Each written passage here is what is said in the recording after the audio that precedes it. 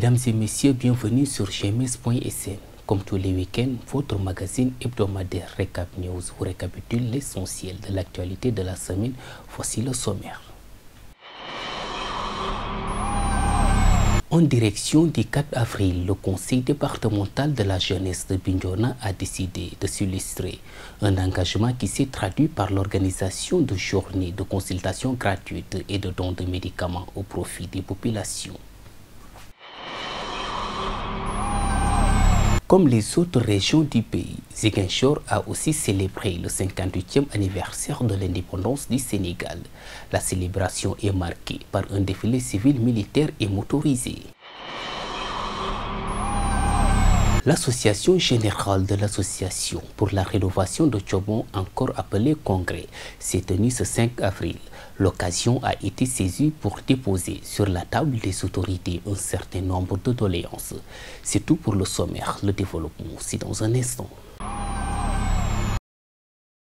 Le 4 avril, ce n'est pas seulement le jour à Bignona. Au contraire, sur le chemin de l'événement, des activités sont organisées au profit des populations du Fougni.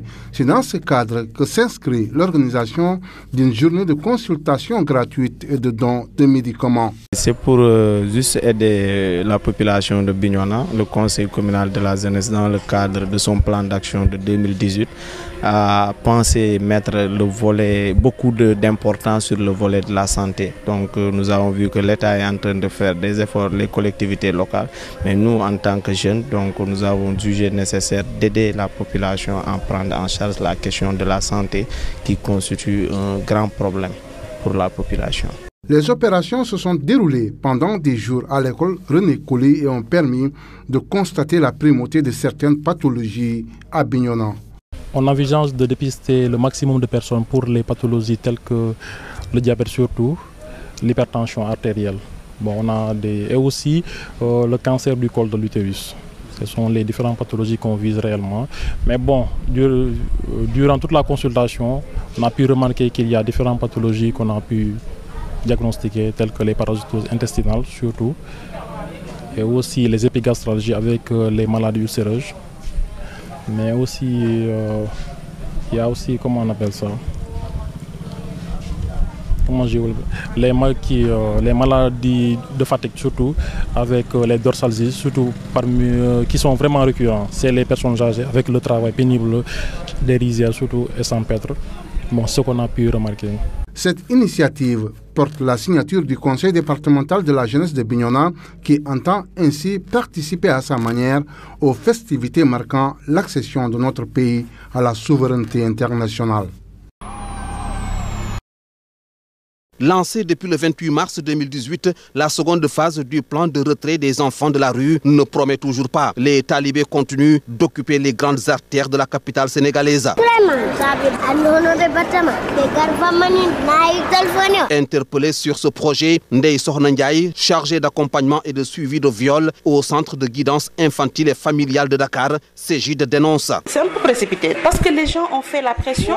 C'est pourquoi l'État prend des décisions comme ça. Pour le retrait des enfants dans la rue, moi je me dis pas d'accord en tout cas. Retrait des enfants de la rue, les raisons de l'échec décryptées par notre interlocutrice. C'est pas une solution. Vouloir ramasser les enfants dans la rue comme ça, du jour au lendemain, sans qu'il y ait des suivis. Moi je me dis, si l'État fait quelque chose, ça doit avoir un impact sur la population, mais avoir aussi des suivis. Il faut qu'il y ait des suivis. C'est ce que les populations attendent de l'État. Le rôle de l'État, c'est de protéger toutes les couches vulnérables, notamment toute la population. Ndeye Sokhna Ndiaye dénonce également la non-implication des acteurs évoluant dans ce secteur. L'intervention de tout le monde, il faut qu'il y ait et puis des échanges d'abord au niveau des services qui protègent les enfants. Par exemple, avoir l'avis de tout le monde avant de faire des processus de retrait comme ça. L'État n'a pas consulté toutes les couches concernées, donc il faut l'avis de tout le monde d'abord pour savoir comment on fait pour faire le retrait des enfants dans la rue comme ça. Un échec patent, tel est le constat noté dans cette deuxième phase de campagne de retrait des enfants de la rue. Un projet initié par l'État du Sénégal qui peine toujours à obtenir des résultats escomptés.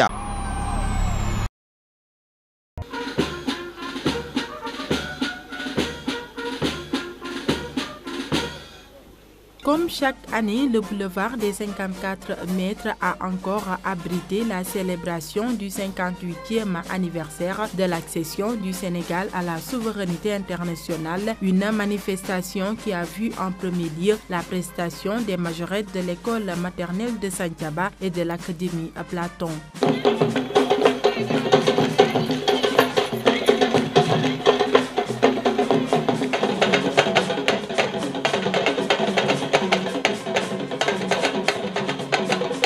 Après cette belle prestation des majorettes, les préscolaires, les écoles élémentaires et secondaires, les instituts supérieurs ainsi que les mouvements de jeunesse et associations sportives ont tous marqué le pas au rythme de la fanfare de la zone militaire numéro 5.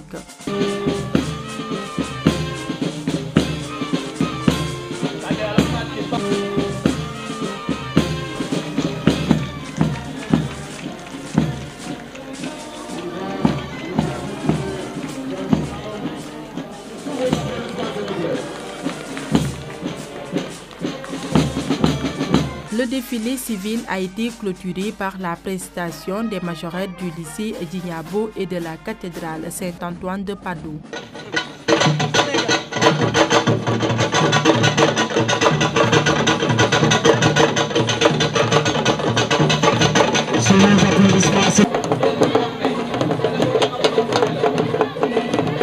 Militaires, paramilitaires, anciens combattants et victimes de guerre ont aussi participé à la célébration du 58e anniversaire de l'indépendance du Sénégal.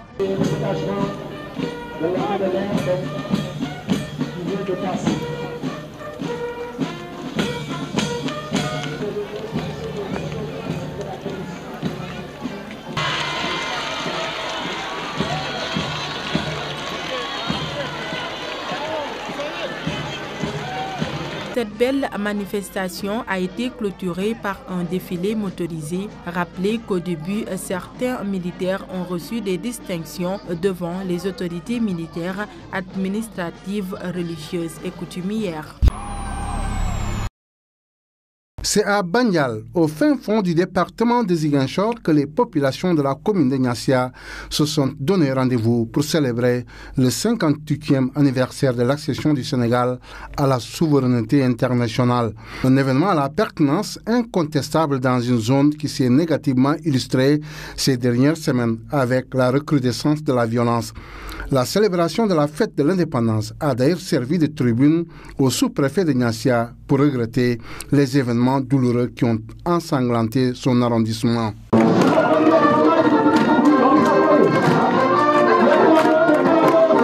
Le 6 janvier, la forêt du Bayeux-Est a été le théâtre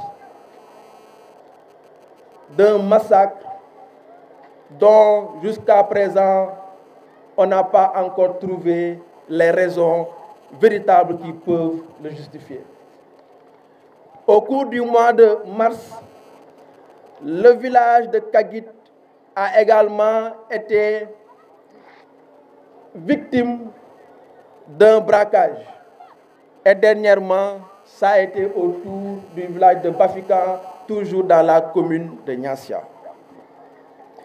Il est vrai que le dernier braquage a eu des victimes, notamment quelqu'un qui a perdu la vie par accident et 2 autres qui ont été blessés. Mais je voudrais dire que cela ne doit en aucune façon être interprété comme un retour de la violence ou comme un retour, n'est-ce pas, des armes.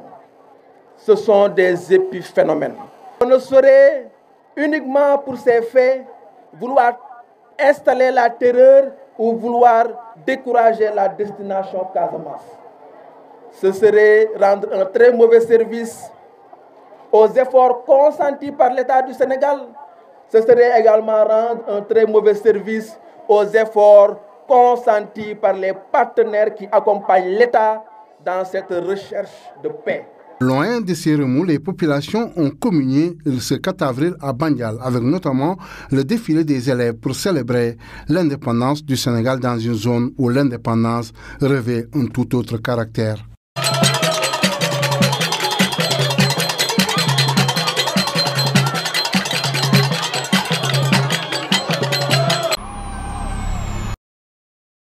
Venus de la Gambie et des autres régions du Sénégal, ces ressortissants du village de Thiobon dans la commune de Kartiack ont 48 heures durant échangé autour des questions liées au développement de leur contrée. Cette assemblée générale de l'association pour la rénovation de Thiobon est le lieu pour la personne morale de la Sorette, Souleymane Kouli, de passer en revue les réalisations sur fonds propres des membres de ce congrès, une part belle ayant été réservée à la religion, à l'éducation et à la santé. Des cotisations qui ont permis aujourd'hui de construire une mosquée en dur, entièrement sur fonds propres. À un certain moment, nous nous sommes dit que, ok, maintenant la mosquée est déjà là, il faut s'orienter aussi vers maintenant le développement. C'est en ce moment qu'on a attaqué la construction de l'école primaire de Thiobon.